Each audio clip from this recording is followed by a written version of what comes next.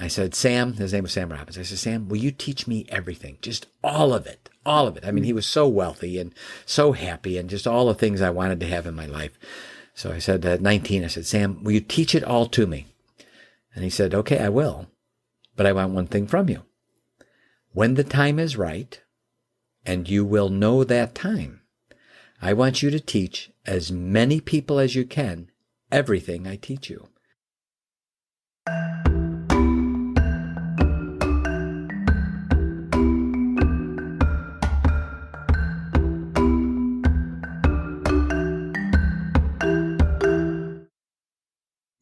Hello and welcome to Self Talk. I'm Rachel Astarte. Today, my guest is E.A. Csolkovits. He is the founder and patriarch of Givers University, and he's also the author of the Give to Be Great series of courses and books. E.A., welcome to Self Talk. Thank you so much, Rachel. Thank you for having me on your great podcast. Yeah, thank you for being here. So, a lot to cover. Tell us a little bit about your background and how you got started.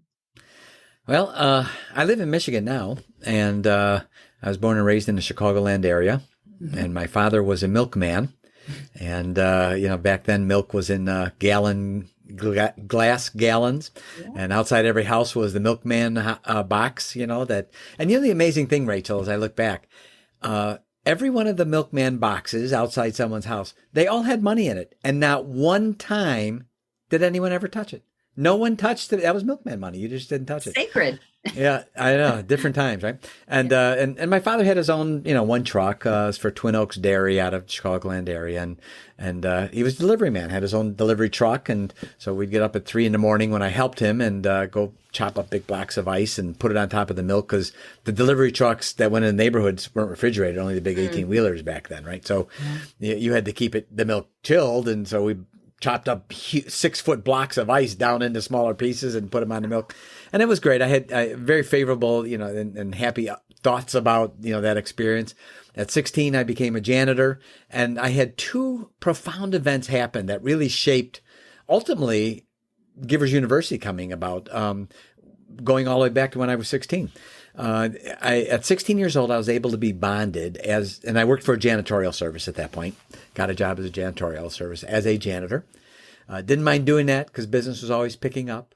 What? Anyway, so here I was as a janitor, 16, and I was able to be bonded, which means I could be insured and I could go in expensive businesses. If my buffer hit something, insurance company would pay for it, right? Okay. That also allowed me to be in really expensive homes as well.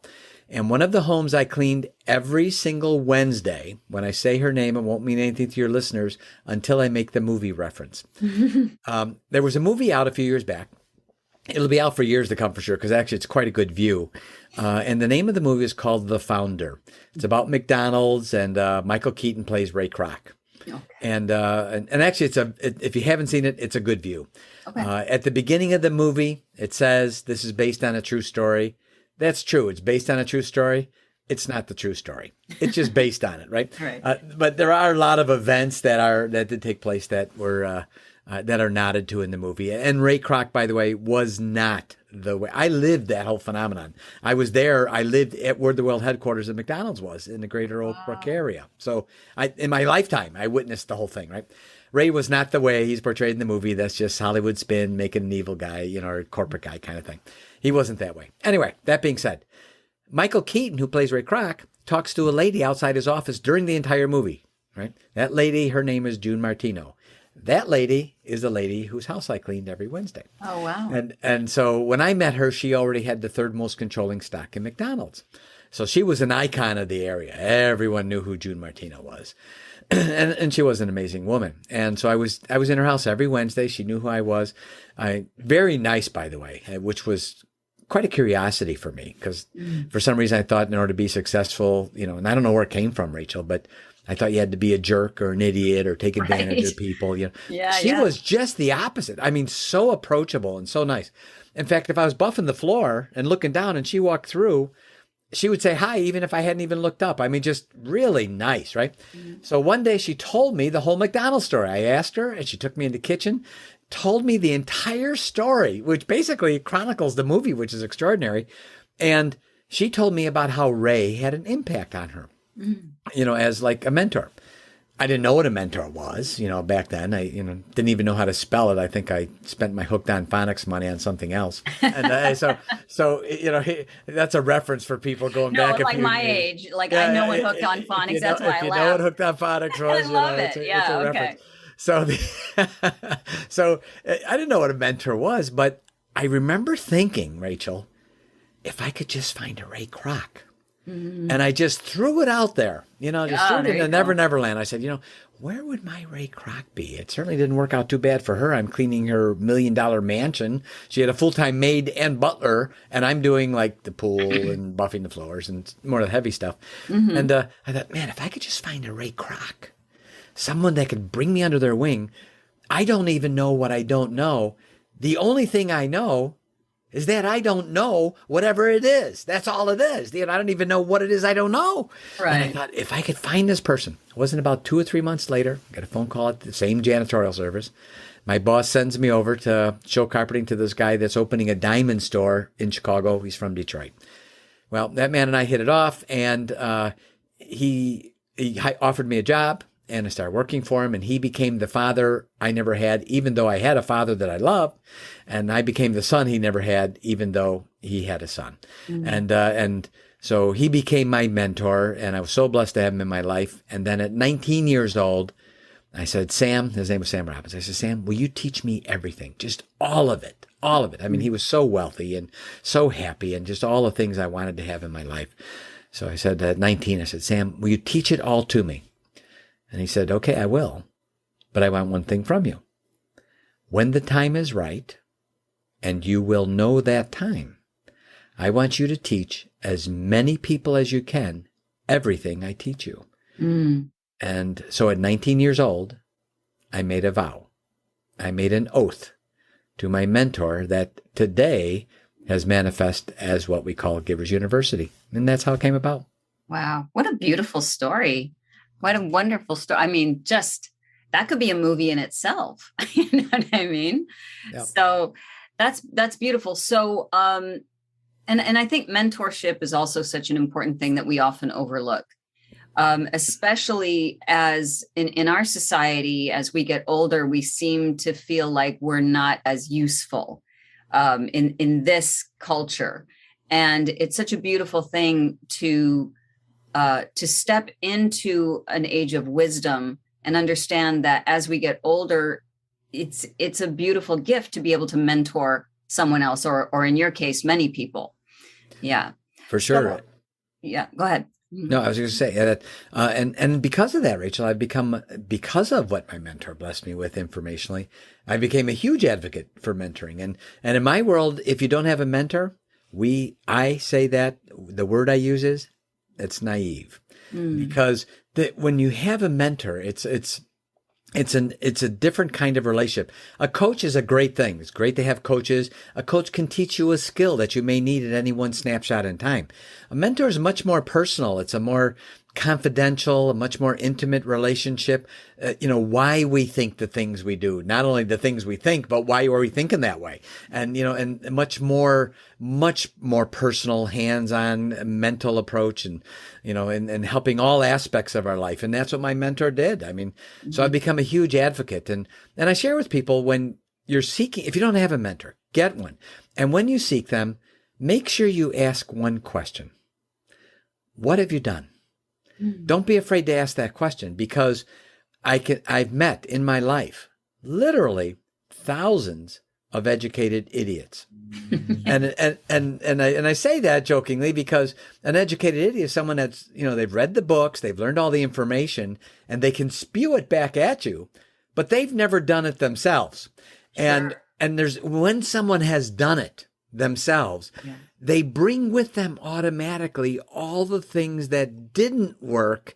And that's where the wisdom is. That's where the educated idiot, when you hire them, you're paying for their education because they haven't done it yet. So you might just, why don't you say, I'll pay for you to go to school, because that's what you're doing. But, so when seeking a mentor, don't be afraid to say, what have you done? Mm-hmm. And I think one of the reasons June Martino, going back to the whole McDonald's thing, why she shared with me what she did was, when I asked about McDonald's and what happened, I think she sensed I was not asking because, I wanted to schmooze up to June Martino, who was this icon. I really wanted to know what happened, what happened with McDonald. And I think she sensed it. Yeah. And because of that, I mean, she literally set aside an entire day and brought me in the kitchen and had her maid and butlers bring us food so she could keep telling me a story. So I share that because real mentors will know the difference. Mm-hmm. They will sense why you're asking. They've been around the corner enough times. They have enough scars on their shins. They know. Intuitively, they know.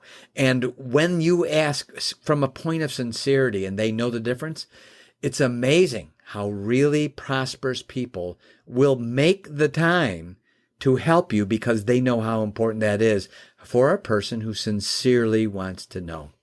I think, thank you for pointing that out, because I think that's such an important point, the sincerity, the point of sincerity, because a lot of people can be like, yeah, how'd you get rich? How'd you make, yeah. But that's very different from wanting to be a student of this person. And there is a humility attached to that. And I think that might have been what June picked up on, was that you were genuinely. And I think that also probably played into your being able to manifest your actual mentor, because of you were ready. They say when the student is ready, the teacher will appear. So there you go. So let's talk a little bit about Givers University. What is it? Okay. Well, we teach something, and I think, as I mentioned earlier off the air, this is like my 196th, 197th that I've looked interview since last April. And not one host has said, I know someone else teaching this. We teach something that is a skill that's not being taught anywhere else. And at first, to lay the groundwork, I want to say to your listeners, we love everybody. I say it again.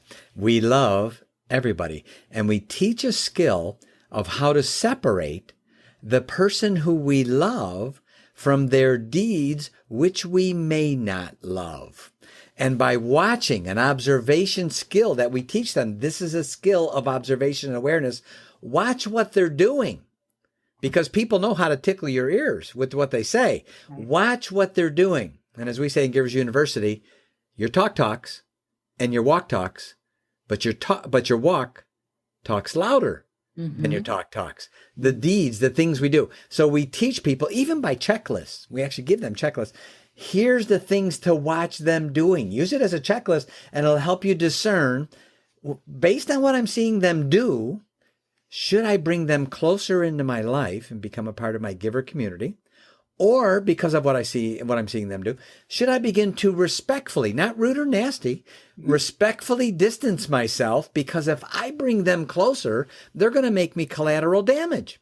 Right. And I ask your listeners, think about the fires you stomp out every day.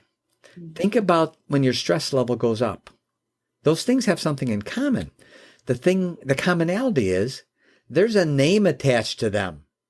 And if we can learn the skill of discernment on who we should have closer to us, it doesn't mean we don't love them and we don't label people. When I say giver, we're identifying giver deeds, not the person. We're not labeling a person. We're identifying the deeds. When we say taker, it's not like Invasion of the Body Snatchers, taker, we're not doing that. We're labeling the deeds of the person, not the person themselves. So we teach people this skill set of how to discern in your relationships. So your productivity goes up, your happiness quotient goes up, because we're not doing all these other things, because no one taught us. What should I be looking for? I mean, it was like a few interviews ago, this guy said, wow, that's really great. I love this Givers Taker stuff. And I read this book, and this book says I should have 5 good people around me. And I said, you're right. You should have 5 good people around you. One question, which 5? Right. And all of a sudden he's staring at me with this blank look. And I said, you see my point? No one's teaching us which 5. I said, so when we learn the art and the skill of discerning on who we should have close to us and who we shouldn't, these people have a profound impact on our business, socially, our family, and no one's teaching how do you discern? Who? You're a self-improvement person. I'm positive of that. I mean, I'm a self-improvement geek. I'm sure many of your listeners are. Yeah. But Rachel, no one's teaching.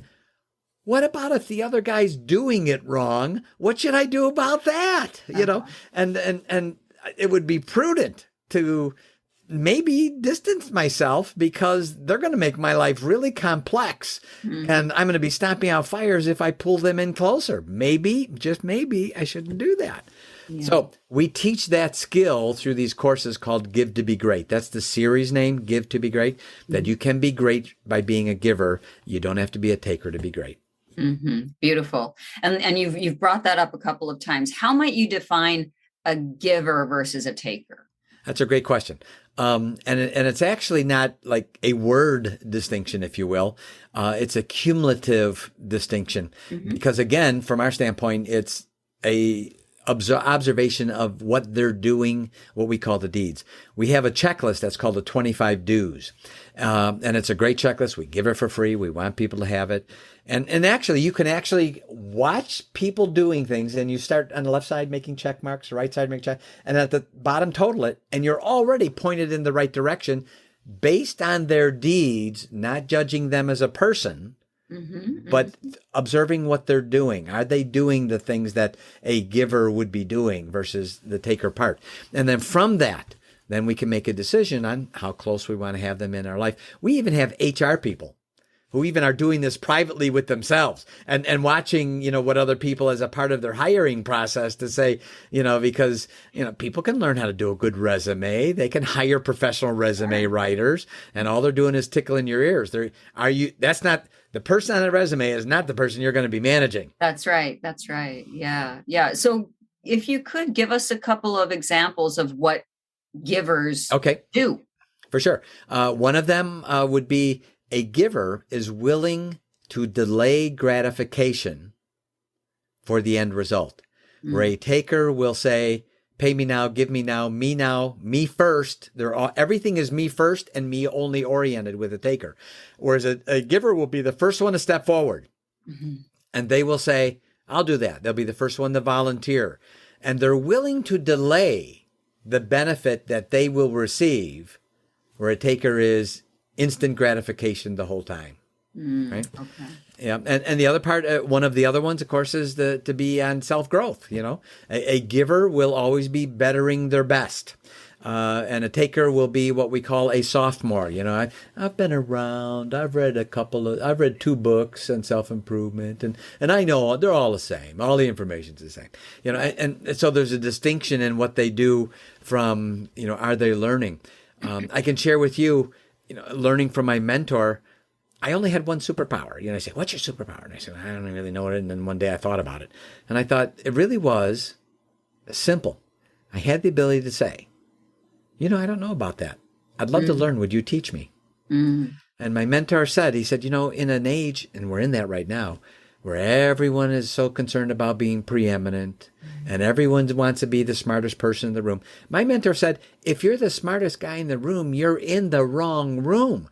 You're not going to learn nothing there. Go find a room where you can learn something, right? Beautiful, So to be able to learn and to be able to constantly be on that, you know, learning kind of thing, and to humble ourselves down and say, you know, I don't know about that. I'd love to learn. Could you teach me?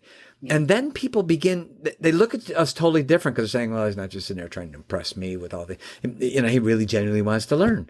And that's been a real blessing to have learned that from my mentor, how important that was.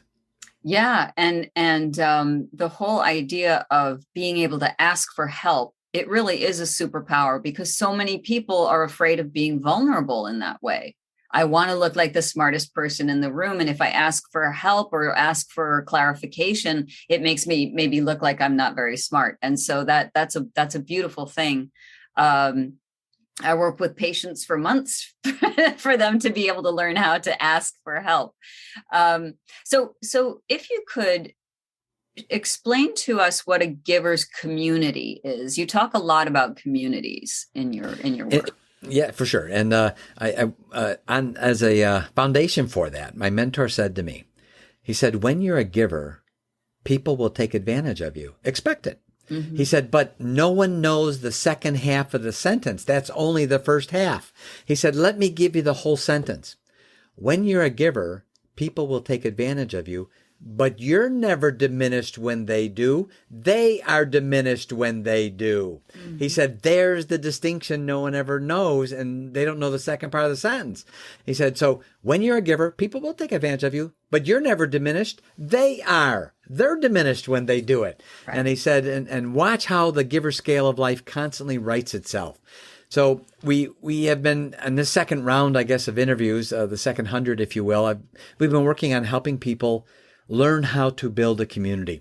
I know our time is very short here, so I'm just going to share, if I can, with people where to go to get the information absolutely free. Yes.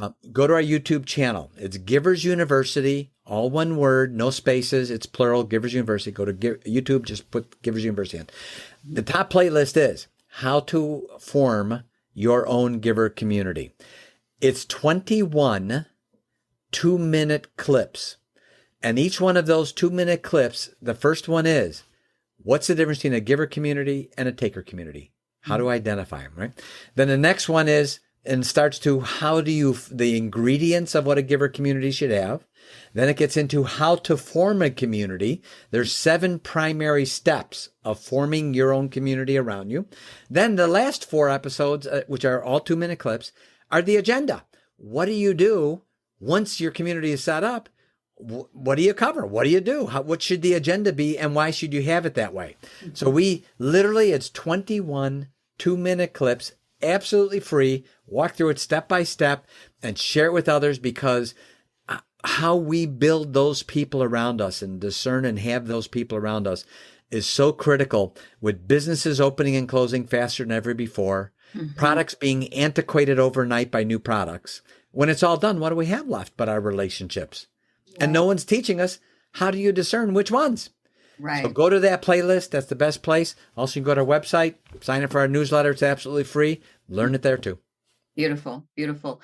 So, and one of the questions was, how do we get in touch with you? But you've pointed that out, and so I want to make sure that everyone knows. I will have all of these links in the show notes, so that people will be able to actively click on those and get more information from you.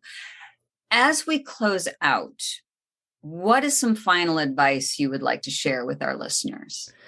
My mentor talked me into, over 4 decades ago, and I can say that because recently I just had the 45th anniversary of my 21st birthday. And so, wait a minute. Yeah, carry the 3. Let's see, you got to carry the 3, and then you put another, and that equals. So he talked me into saying something to myself every day. And I love your podcast, because he shared with me, he said, you have 35 conversations with yourself every minute in your own head. He said that comes out to be 1,250,000 little quiet conversations you will have with yourself in your own head every year. 1,250,000 conversations. No one can say those conversations don't have impact. That's right. He said, so let me give you some things you can add into those conversations you have in your own. He's talking to me. You can have in your own little head. He said, here it is. He said, these 3 phrases, begin to say these 3 phrases to yourself every day. He talked me into it, and I've said this to myself multiple times every day for over 4 decades.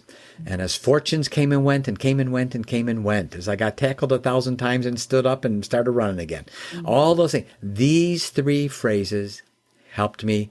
I share them with your listeners, and I hope they help them, and they begin to say them as well. The 3 phrases are as follows: I will never give up, I will keep rising up, and I will always overcome. Beautiful. Beautiful. I'm not going to say another thing. Then we're just going to let those resonate in the air. EA, thank you so much for being on Self Talk. Thank you so much, Rachel, for having me.